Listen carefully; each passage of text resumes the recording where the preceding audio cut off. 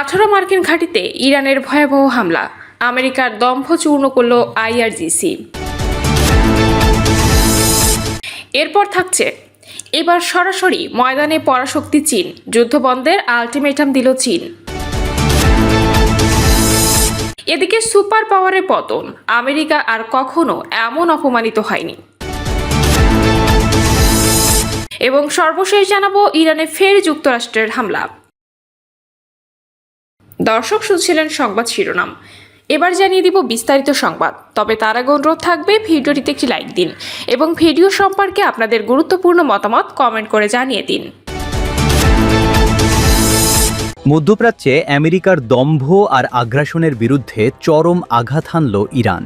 দক্ষিণ ইরানে মার্কিন বিমান হামলার কয়েক ঘন্টার মধ্যেই মার্কিন অহংকার ধূলিসাৎ করে একযোগে 18টি সামরিক স্থাপনায় ভয়াবহ হামলা চালিয়েছে ইসলামিক রেভলিউশনারি গার্ড কর্পস বা আইআরজিসি।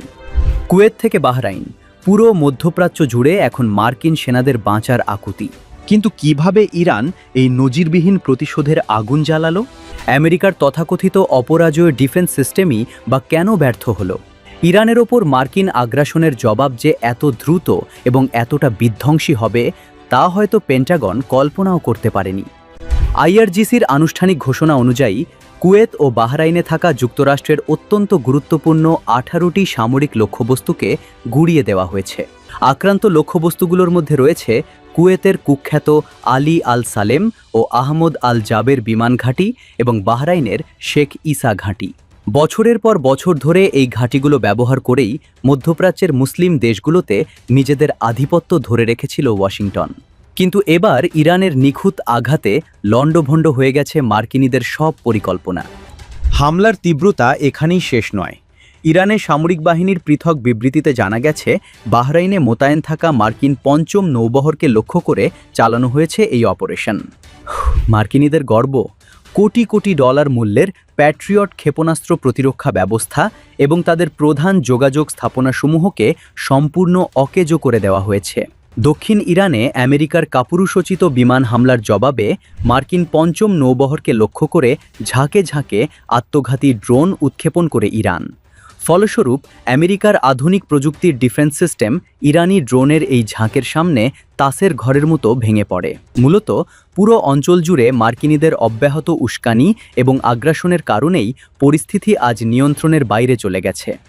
মার্কিন সেন্ট্রাল কমান্ড বা সেন্টকম ইরানের ওপর তাদের হামলাকে ন্যায্য জবাব বলে ধামাচাপা দেওয়ার চেষ্টা করেছিল।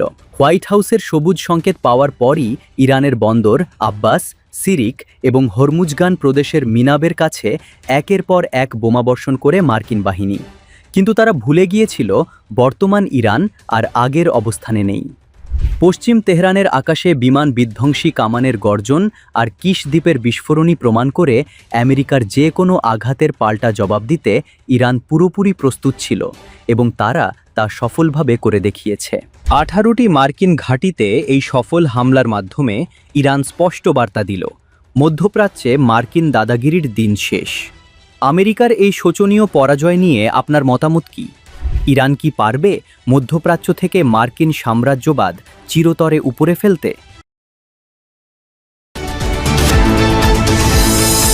ইরানের ওপর মার্কিন সামরিক বাহিনীর সাম্প্রতিক আগ্রাসী হামলার পর পরিস্থিতি এখন নিয়ন্ত্রণের বাইরে।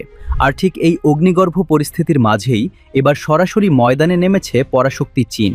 ওয়াশিংটনের বেপরোয়া আচরণ আর যুদ্ধংদেহী মনোভাবের মুখে মধ্যপ্রাচ্যে সব ধরনের সামরিক তৎপরতা অবিলম্বে বন্ধের তীব্র আহ্বান জানিয়েছে বেইজিং। চীনের এই হুঁশিয়ারি এবং ইরানের কড়া জবাবে রীতিমতো কাঁপন ধরেছে যুক্তরাষ্ট্র ও ইসরায়েলি শিবিরে। ইরানের ওপর যুক্তরাষ্ট্রের সাম্প্রতিক বর্বরোচিত সামরিক হামলার পর বিশ্ব রাজনীতিতে বড় ধরনের মোড় এসেছে।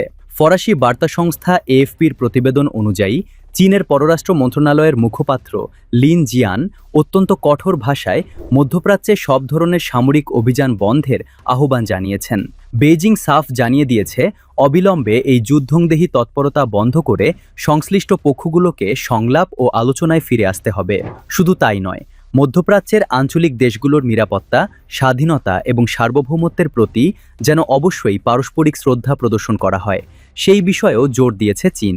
আন্তর্জাতিক বিশ্লেষকরা মনে করছেন, চীনের এই অবস্থান মূলত আমেরিকার একপেশে গুন্ডামির বিরুদ্ধে এক বড় কূটনৈতিক ধাক্কা।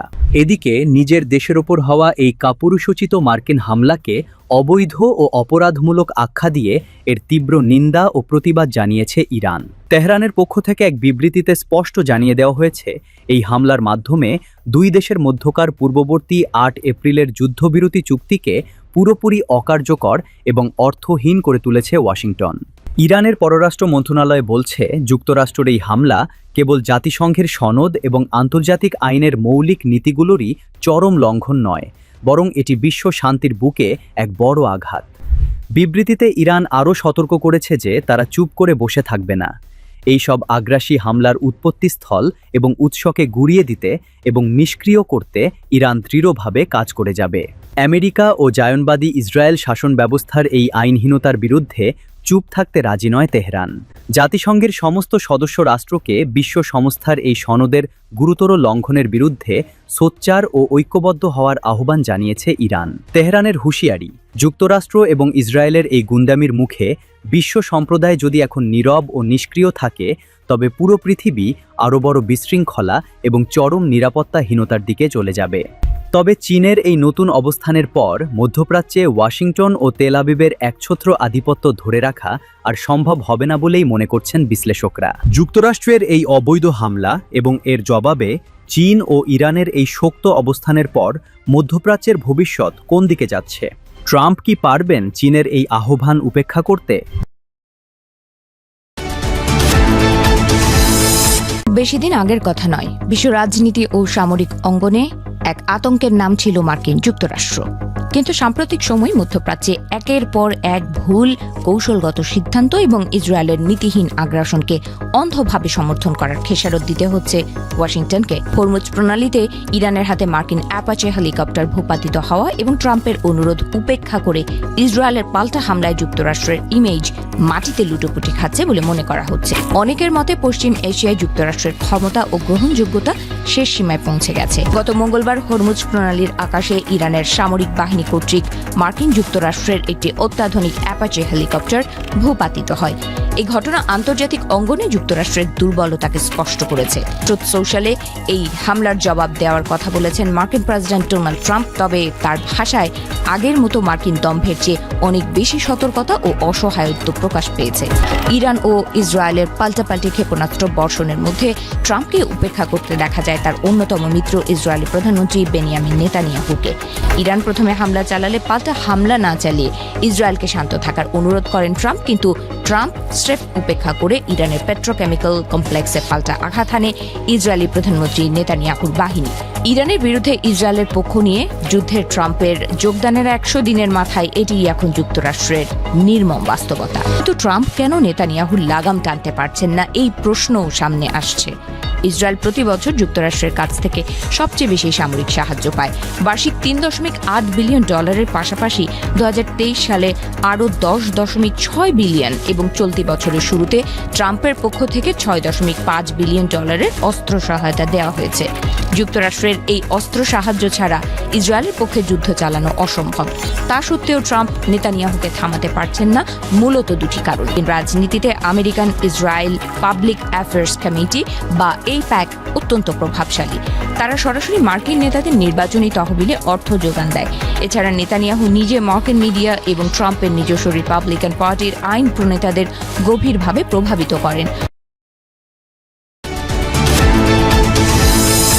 টানা দ্বিতীয় দিনের মতো ইরানে হামলা চালিয়েছে যুক্তরাষ্ট্র। মার্কিন সেন্টকম জানিয়েছে ইরানের একাধিক লক্ষ্যবস্তুতে আত্মরক্ষামূলক হামলা চালানো হয়েছে। তাদের দাবি, ইরানের চলমান আগ্রাসনের জবাব দিতেই এই অভিযান। হামলার পর ইরানের বিভিন্ন এলাকায় বিস্ফোরণের খবর নিশ্চিত করেছে স্থানীয় গণমাধ্যম। বন্দর আব্বাস, কেশম দ্বীপ, মিনাব সহ কয়েকটি এলাকায় বিস্ফোরণের শব্দ শোনা গেছে। হামলার পর কঠোর বার্তা দেন ডোনাল্ড ট্রাম্প। তিনি দাবি করেন 49টি টমাহক ক্ষেপণাস্ত্র দিয়ে ইরানের বিভিন্ন লক্ষ্যবস্তুতে আঘাত হানা হয়েছে। ট্রাম্পের ভাষায় ইরান অনেক সময় নষ্ট করেছে, এখন তাদের মূল্য দিতে হবে। সমঝোতায় না এলে নতুন করে হামলা হতে পারে বলেও হুঁশিয়ারি দেন তিনি। তবে ট্রাম্পের দাবি একেবারেই মানছে না ইরান। তেহরান বলছে দুই দেশের মধ্যে কোনো আলোচনা বা ফোন আলাপ হয়নি, বরং মার্কিন হামলার জবাবে কঠোর প্রতিশোধের প্রস্তুতি চলছে। ইরানের সামরিক বাহিনী জানিয়েছে এই হামলার জবাব দেওয়া হবে শক্তভাবে। এরপরই আসে সবচেয়ে বড় সিদ্ধান্ত। হরমুজ প্রণালী পুরোপুরি বন্ধের ঘোষণা দেয় ইরানের সামরিক নেতৃত্ব। বিশ্বের উল্লেখযোগ্য পরিমাণ তেল এই পথ দিয়ে পরিবহন হয়। ফলে এই সিদ্ধান্ত শুধু যুক্তরাষ্ট্র নয়, পুরো বিশ্ব অর্থনীতির জন্য বড় বার্তা হিসেবে দেখা হচ্ছে। একদিকে যুক্তরাষ্ট্র বলছে সামরিক চাপ দিয়ে ইরানকে আলোচনার টেবিলে ফেরাতে চায় তারা, অন্যদিকে ইরান বলছে হামলার মুখে তারা মাথা নত করবে না। ফলে নতুন এই সংঘাত কোথায় গিয়ে থামবে তা এখনো স্পষ্ট নয়। তবে হরমুজ প্রণালী বন্ধ হওয়ায় বিশ্বজুড়ে তেল বাজারে নতুন উদ্বেগ তৈরি হয়েছে।